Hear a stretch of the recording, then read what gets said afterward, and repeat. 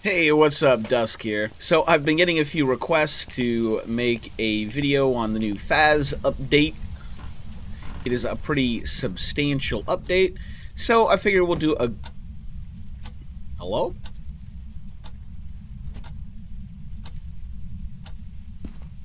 We'll do a ghost hunt and we'll talk about it. Was that in the nursery? Oh, shower ghost. Well, aren't you active? Okay, well. Anyway, yeah, we're just gonna talk about this update here. We're just playing on... Oh, we got freezing? Okay. Okay. Yeah. Alright, what do I have here? The matches. These are fun.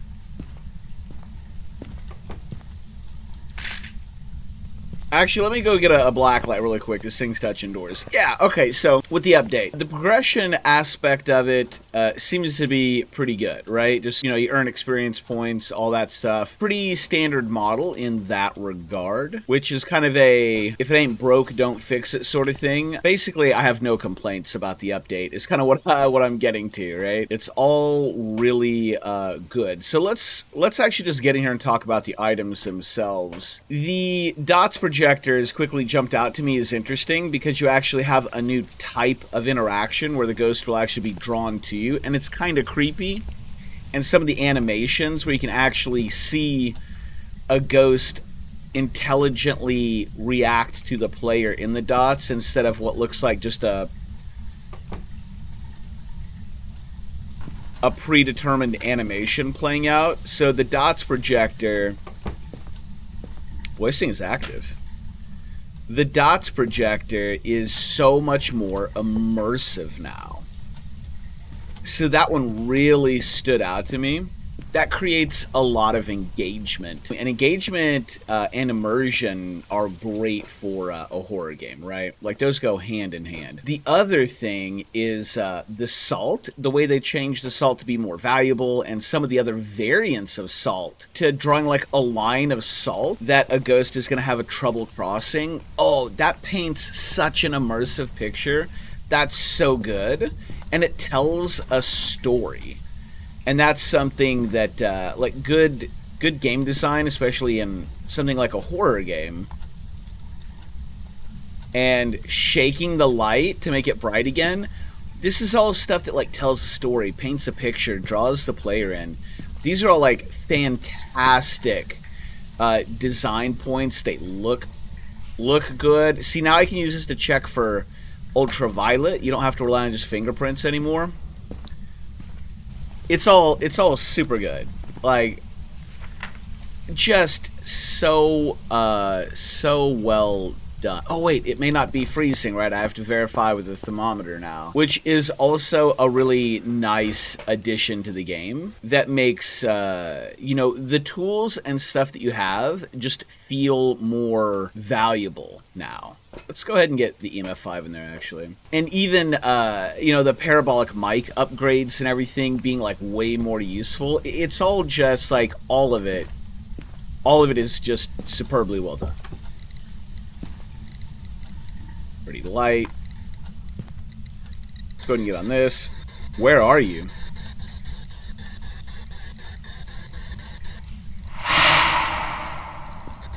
I always love when they respond like that. Are you here? Are you old? Are you friendly? Where are you?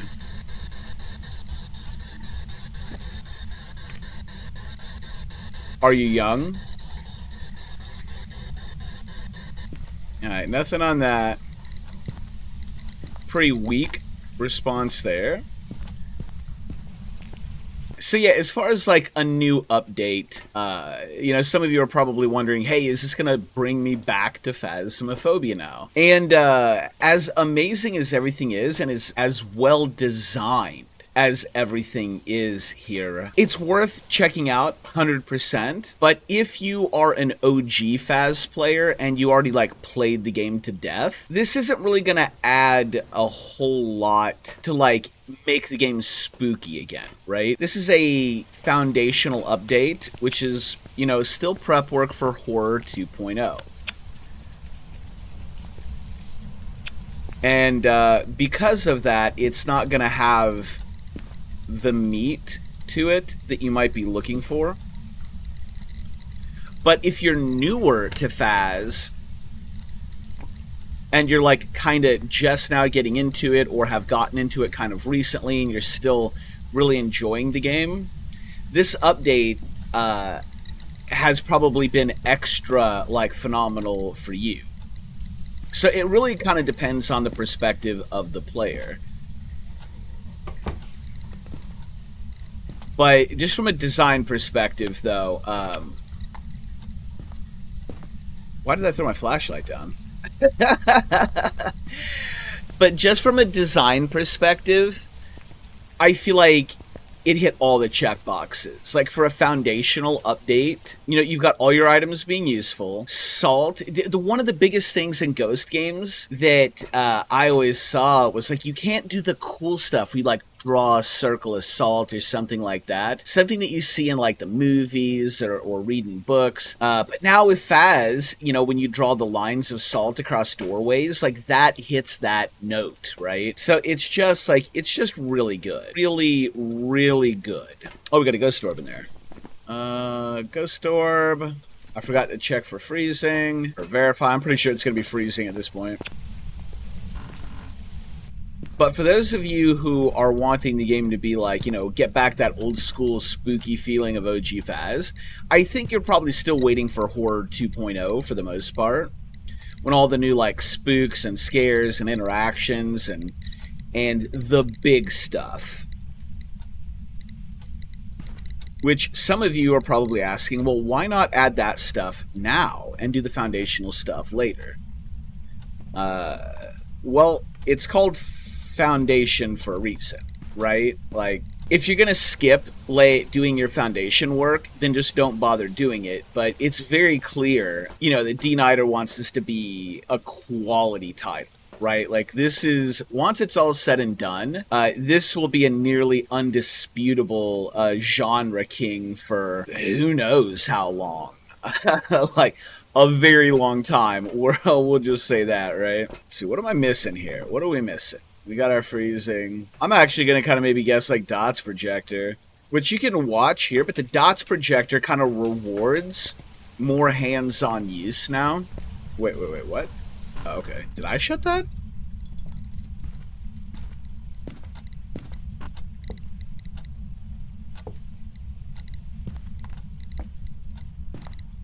But are we getting floors?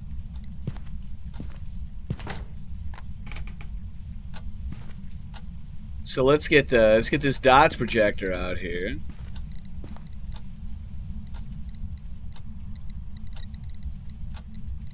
Oh, maybe I was. Oh! Did you?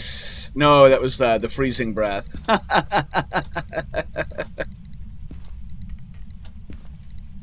Yeah, engagement and immersion are things that really like help make a. Oh, there we go.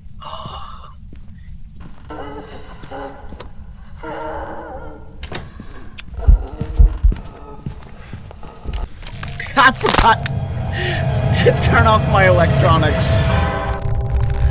Oh, there we go. I was too enamored with looking at the the ghost in the dots projector. It's a URA. Fantastic. So this will give me a chance to clarify one thing too, because I've always I really liked the difficulty update for Phas when that came out, and I got back into it pretty hard while that was in there. And I've heard a lot of people, or people have said things to me like, "Oh, Dusk, I know you like, really high difficulty challenges." That's actually not necessarily true. I'm not like, for example, a huge Dark Souls player or anything like that. The reason I really like getting some difficulty in Phasmophobia was not so much just for the raw challenge of it. It's because I needed the ghost to be scary again. And that's what I liked about Phas's difficulty update so much, that the player could really do whatever they wanted. So often what I ended up doing was like making the ghost really fast so that like hunts were really scary, and that my primary goal was to like prevent the hunt, because I wanted to spend the majority of the investigation in the phase where the ghost wasn't hunting, but was being scary and spooky. But I had to sweat because I knew it was a threat, like looming in the shadows. And I had to like watch for, maybe ramp up in activity to let me know things were getting dangerous, which is just immersive and spooky. And the difficulty update gave us so many tools to tweak this, and I took full advantage of it. And so that was a really, really engaging update for me. Anyway, that's my thoughts on the update. All my content from this point forward will probably be Texas Chainsaw Massacre, because at my heart, asymmetrical horror has always been probably one of my favorite genres. But man, I am certainly very impressed with Phasmophobia here. Anyway, thanks for watching. We'll catch you in the next one.